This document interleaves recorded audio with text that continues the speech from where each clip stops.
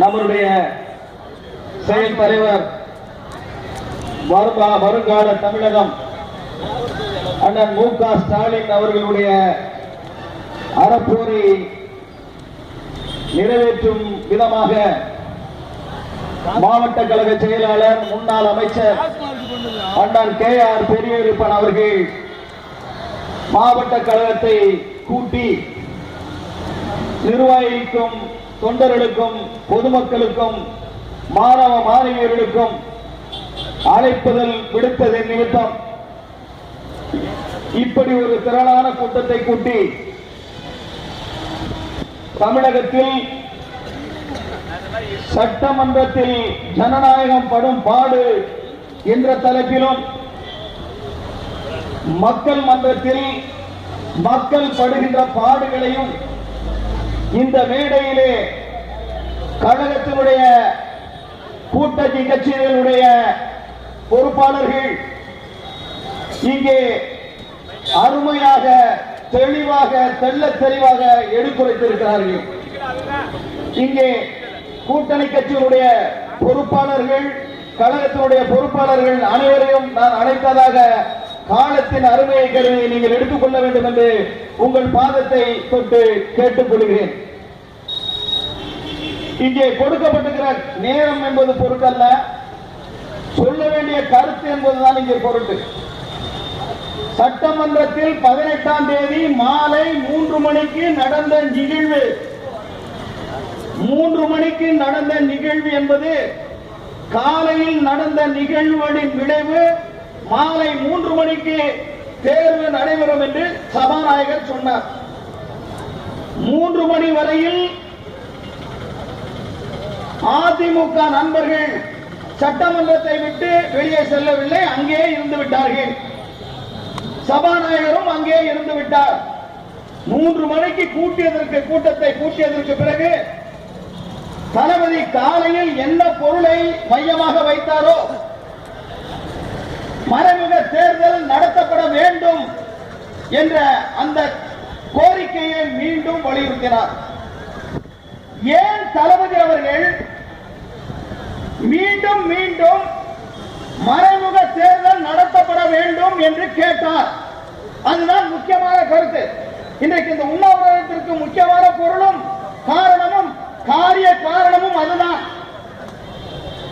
தளபதி அவர்கள் அவருடைய ஆசைக்கோ இல்ல தளபதி மறைமுக தேர்தல் நடத்தினால் திராவிட முன்னேற்ற கழகம் ஆட்சிக்கு வந்துவிடும் என்றோ இல்லை ஓ பன்னீர்செல்வத்திற்கு நாங்கள் ஆதரவு தருகிறோம் என்றோ இல்லை. அசாதாரண சூழ்நிலை ஏற்பட்டது. அசாதாரண சூழ்நிலை. பூமத்தூரிலே சட்டமன்ற உறுப்பினர்கள் எல்லாம் அடைக்கப்பட்டு வைத்திருந்தார்கள் 8 நாள். அவர்களுடைய உள்ளங்கள் என்னவாக இருக்கும்?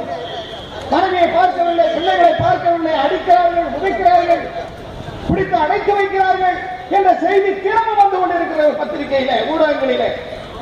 இதை மையமாக வைத்துத்தான் அது மட்டுமல்ல, பொதுமக்களுமே இது என்ன ஜனநாயக நாடா, இது என்ன சுடுகாடா, ஏகச்சாதிகார ஆட்சியா என்ற இது குடியரசா என்ற கேள்வி எல்லாம் வீதிகளிலே போறவர்கள், கல்லூரியிலே படிக்கிறவர்கள், பள்ளியிலே படிக்கிற மாணவர்கள், பொதுமக்கள் அனைவரும் பேசினார்கள். அதை உள்வாங்கிக் கொண்ட தமிழகத்தின் வருங்கால தளபதி தலைவர் முதலமைச்சர் அண்ணன் மு க ஸ்டாலின் அவர்கள் இதை போக்க வேண்டும், இந்த அச்சத்தை போக்க வேண்டும், ஜனநாயகம் தமிழகத்தில் நிலைநாட்டப்பட வேண்டும் என்ற எண்ணத்தை அவர் வைத்துக் கொண்டார்கள். அதனால் தான் அவர் மறைமுக தேர்தல் நடத்தப்பட வேண்டும் என்று சொன்னார். மறுத்தார்கள், வாக்களித்து ஜெயித்து விட்டார்கள். இந்த ஜெயித்ததை பத்தி பேச்சே இல்லைங்க. யார் ஓட்டு போடுது? எதிர்கட்சியா இருக்கிறவன், எதிர்கட்சியா இருக்கிற காங்கிரஸையோ இல்ல திமுகவையோ வாக்களிக்க விட்டார்களா? வாக்களிக்க விடவில்லை. அவர்களை வெளியாக்கிவிட்டு தனக்குத்தானே தனக்குள்ளேயே 2 கோஷ்டிகள், அனைத்து இந்திய அண்ணா திராவிட முன்னேற்ற கழகத்துக்குள்ளேயே 2 கோஷ்டி, அந்த 2 கோஷ்டிக்குள்ளேயே தேர்தல். அவ்வளவுதான். எதிர்கட்சி எங்க ஏன் வாக்களிக்கல? இதைத்தாங்க கேட்டுக்கிட்டு இருக்கோம். இதைத்தான் இப்ப சட்டமன்றத்துக்கு இந்த நீதிமன்றத்துக்கும் கொண்டு போயிருக்கோம். அது மட்டுமல்ல, இன்னைக்கு தளபதி சொல்லியிருக்கார், நம்பிக்கையில்லா தீர்மானம் சபாநாயகர் மீது கொண்டு வருவேன் என்று சொல்லியிருக்கிறார். நம்பிக்கையில்லா தீர்மானத்தை ஊடகங்கள் வேறு விதமாக பார்க்கிறது. நம்பிக்கை இல்லாத தீர்மானம் தளபதி கொண்டு வருகிறேன் என்று சொன்னதற்கு என்ன காரணம் என்று சொன்னால், நம்பிக்கை இல்லாத தீர்மானம் கொண்டு வந்தவுடனே ஆட்சியை கலைத்து விட்டு தளபதி முதல்வராக ஆகிவிடுவோம் என்ற அறிவிப்பு அல்ல, பதவி ஆசை அல்ல. இதில் எத்தனை பேர் மாற்றி ஓட்டு போட இருக்கிறார்கள் என்பதை தெரிவதற்கு தான். இது 18ஆம் தேதி 3 மணிக்கு நடந்ததும் அதுதான். இன்னைக்கு கவர்னர் அவர்களிடம் கொடுத்திருக்கிற அந்த மனுவும் நீதிமன்றத்தில் கேட்டிருக்கின்ற அந்த கோரிக்கையும் அதுதான். இதுதாங்க இந்த போராட்டத்துக்கு, இந்த உண்ணாவிரத்துக்கு இதுதான் முக்கியமான காரணம். ஆக இந்த விதத்துல சபாநாயகர் எந்த விதமாக நடந்து கொண்டார்? ஒரு ஏனச்சாதிகாரியாக, ஒரு கிட்லர் மாதிரி, ஜனநாயகத்தையே நான் தான் ஆட்சி படைப்பது போல, ஜனநாயகமே என் கையில் தான் இருக்கிறது என்பது போல, the வாரணாவிய power, the inherent power in my hand அப்படிங்கிற போல, வாரணவாறு வாய அதிகாரம் என் கையில் இருக்கிறது என்பது போல சபாநாயகர் நடந்து கொண்டார். நடந்த உடனே சண்டை வருமா வராதா? எடுத்துக்கிட்டீங்களா? வரும்ல? எடுத்துக்கல அப்ப சண்டை வரும்ல? சண்டை வந்தா தாங்கணும்ல? காதை போட கிழிவல்ல? நீ நொண்டி இல்ல? அப்ப கீழே வந்தா கீழே தானே விடுவ? சட்டை கிழிச்சா கிழிக்க தானே செய்ய. கிழிச்சாங்க. அதைத்தான் தந்தை பெரியார் அவர்கள் தெளிவாக சொன்னார்.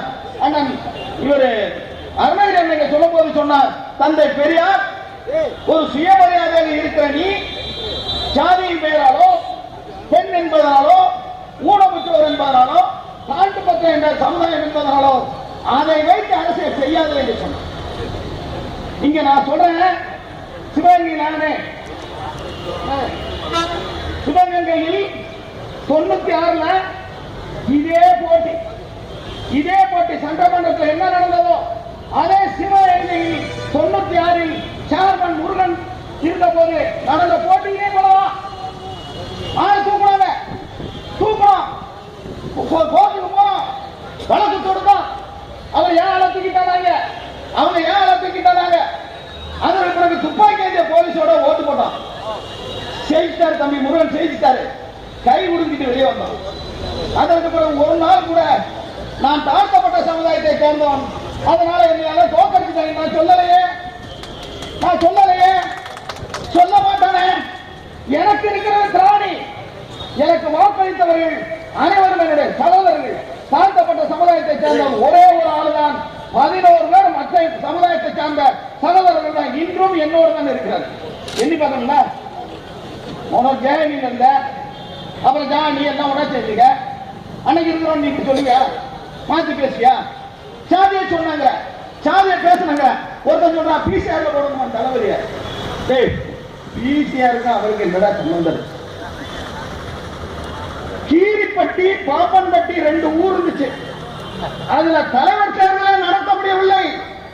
நீ சட்டமன்ற உறுப்பினர், என்னைக்காவது ஜெயலலிதாவிடம் தாழ்த்தப்பட்ட சமுதாயத்தை சேர்ந்த பெண்கள், சாதியை சேர்ந்தவர்கள் கீரிப்பட்டி, பாப்பன்பட்டியில தேர்தலில் நிற்க முடியலை என்று என்னைக்காவது எடுத்து சொன்னது உண்டா? சாதியை சொன்னது சொல்ல முடியுமா? எப்போ ரவிச்சந்திரன் கொல்லப்பட்டானே அன்றைக்கு நீ சபாநாயகர் தானே? என்னுடைய தம்பி ரவிச்சந்திரன் செத்து போய்விட்டான், அவர் மீது விசாரணை வேண்டும் என்று சொன்னாயா? இல்லையே. அதே போல டிஎஸ்பி அந்த பொம்பளை கொண்டு விட்டாங்க, சொன்னியா? சொல்லலையே. நான் சொல்லவே இல்லை, வரிசையா சொல்லிக்கிட்டு இருக்கேன், நான் சொல்லிக்கிட்டே இருக்கேன்.